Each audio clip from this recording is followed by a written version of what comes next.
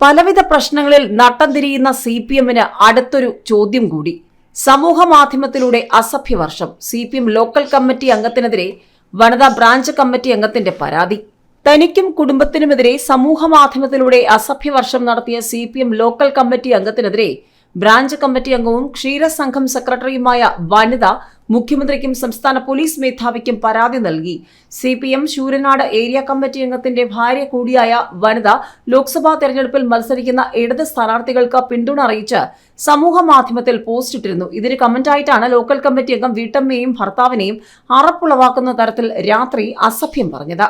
ശൂരനാട് വടക്ക് പഞ്ചായത്തിലെ CPM-ൽ ഏറെ നാളായി വിഭാഗീയത രൂക്ഷമാണ്.